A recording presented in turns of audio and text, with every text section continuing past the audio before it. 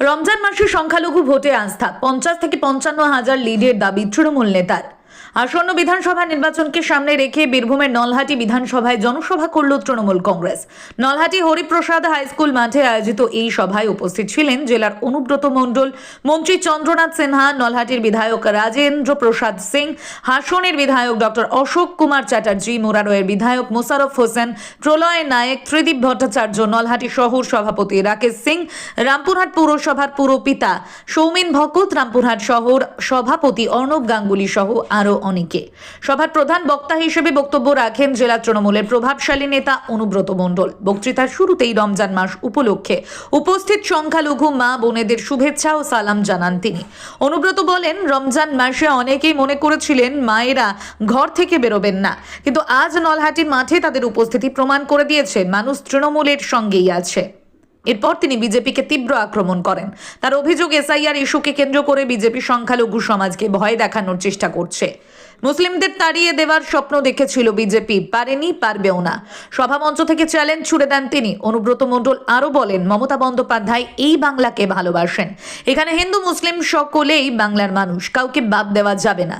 পাশাপাশি তিনি রাজ্য সরকারের বিভিন্ন সামাজিক প্রকল্পের কথাও তুলে ধরেন। যুবশ্রী প্রকল্পে বেকারদের আর্থিক সহায়তা, কৃষক ও খেটে খাওয়া মানুষের জন্য ভাতার প্রসঙ্গ টেনে তিনি দাবি করেন, সাধারণ মানুষের পাশে রয়েছে রাজ্য সরকার। সভায় উপস্থিত স্থানীয় নেতৃত্বের নাম উল্লেখ করে সংগঠনকে আরও মজবুত করার আহ্বান জানান অনুব্রত। তিনি দাবি করেন, আসন্ন বিধানসভা নির্বাচনে নলহাটি কেন্দ্রে 50 থেকে 55,000 ভোটে লিড করবে তৃণমূল।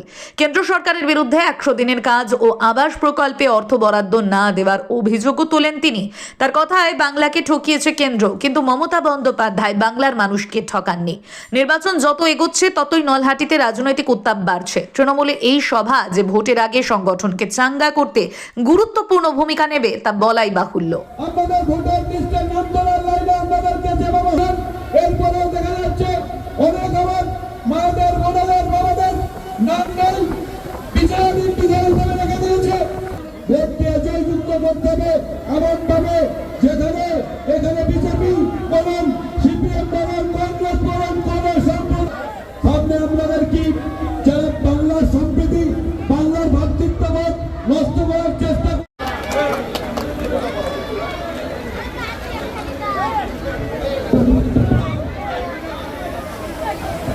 আমাদের এমএলএ রাজেন্দ্র প্রসাদ সিং, নারায়ণের মূর্তি উপহার দিলেন আমাদের প্রিয় নেতা অনুব্রত মণ্ডল মহাশয়কে। আমি এরপরে আমাদের রাজেন্দ্র প্রসাদ সিং রাজুকে দু এক কথা বলার জন্য অনুরোধ করছি। রাজু, একটা পোস্টার করেছে বিভিন্ন জায়গায়, হাসন বিধানসভায়, হাসন বিধানসভায়, হ্যাঁ, আলী খান, সে কোথায় বাড়ি? তার বাড়ি কোথায়? শান্তিনিকেতনের ছাত্র নেতা ছিল, তার নামে পোস্টার করেছে হাসন বিধানসভায়। কোন সাংবাদিক মারা করেছি পয়সা দিয়ে? এগুলো সাংবাদিক বললাম তো, সাংবাদিক নেই, দল এসব করে না। কিছু সাংবাদিক আছে এই ছবি তোলার জন্য, এসব করার জন্য এবং সাংবাদিকরা কিছু পয়সা দিয়ে করেছে। দেখুন, এসআর বলতে মমতা ব্যানার্জি এসআর শেষ করে দিয়েছে। ওরা ভেবেছিল 2 কোটি মুসলমানকে বাদ দেবো।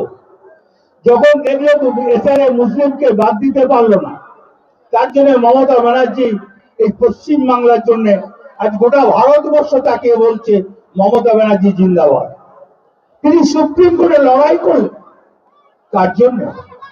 সেখানে আমিও তো আছি, তুমিও তো আছো। কেন মুসলিমরা কি অন্যায় করেছে? কার বড় ভাতে ছাই দিয়েছে? তাদের এখান থেকে তাড়িয়ে দিতে হবে। তাদেরও তো পূর্বপুরুষ এখানে জন্ম, তার তো বাপদাদাদের এখানে জন্ম, তারা অন্যায় কি করবে? হিয়ারিং এর নোটিশ ছাড়াই অনেকের নাম ডিলিট এবং দেখুন, কোনো নাম বাদ যাবে না। কালকে সোমবার আবার সবাই আমাদের যারা কর্মী বলে দেওয়া হয়েছে আবার আর যেটা 14,000 যেটা জুডিশিয়ালি আছে ওটা ইনকোয়ারি করে কেউ বাদ যাবে না। যেমন আমার বুথে, আমার পাড়াতে আমার 6টা বুথ, আমার যেমন 130টা বাদ গিয়েছে। আমার ওয়ার্ড থেকে উঠে 29 ওয়ার্ডে গিয়েছে 4 জন, সুদূত্তর ওয়ার্ডে গিয়েছে 3 জন, 7 জন। আমি বলে দিচ্ছি 6 জন মারা গেছে, সেগুলোকে বাদ করলে তো হবে না। চেষ্টা করল, অনেক রকমের চেষ্টা করল। মুর্শিদাবাদে কত বাদ গিয়েছে, 1/3 মুসলমান পেরেছে। বাধ্য বলে বাদ দেওয়া যায় না ভাই, আইনটা জানতে হবে। সবাই কি আজকে রোহিঙ্গা একটাও পেয়েছে? বিজেপি যে চিৎকার করে করে বলছিল রোহিঙ্গা রোহিঙ্গা রোহিঙ্গা, কোথায় কোথায় রোহিঙ্গা? জামাল মাস্টার কি বাংলাদেশ থেকে এসছে? তোতা কি বাংলাদেশ থেকে এসছে? এখানকার মা বোনেরা যে মুসলিম মহিলারা ছিল, তারা কি বাংলাদেশি মেয়ে মনে হয়? তাদের এখানে জন্মস্থান, তাদের বাবার ভিটে, শ্বশুরের ভিটে, তাদেরকে কি করে বাংলাদেশি হলো, কি করে রোহিঙ্গা হলো? দাদা থেকে শুরু হচ্ছে বিজেপির পরিবর্তন যাত্রা, কি বলবে? ছাগলে কিনা খায়, পাগলে কিনা বলে। আসন বিধানসভাতে আজ ভবিষ্যৎবাণী করে দিলাম, 40 থেকে 45,000 ভোটে জিতবো। চ্যালেঞ্জ করবেন? এখন আমি হারি নাই। আমি 21-এ বলেছিলাম 220 থেকে 230, তাই হয়েছিল। আবার আজকেই দুজনাকে সাক্ষী রেখে বলছি 230 থেকে 235। কেন্দ্রীয় বাহিনী নির্বাচন ঘোষণার আগেই কেন্দ্র ভাই কেন্দ্র বাহিনী ঘরে ঘরে দিয়ে দেবে, আর কিছু বলার আছে? আজীবন তো কেন্দ্র বাহিনী দেখে আসছি, আমাকে তো বহুবার প্রত্যেকবারই তো নজরবন্দি করে, প্রত্যেকবার ব্রত মন্ডলকে নজরবন্দি করে। পেরেছে? আটকানো যায় না। সঙ্গে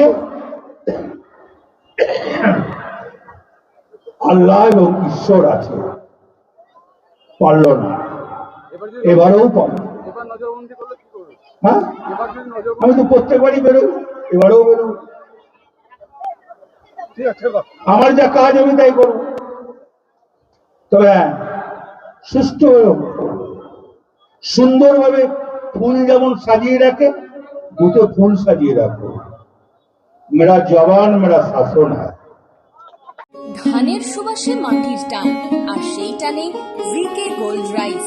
ভিকে গোল্ড রাইস, বাংলার চাল, বাংলার গান।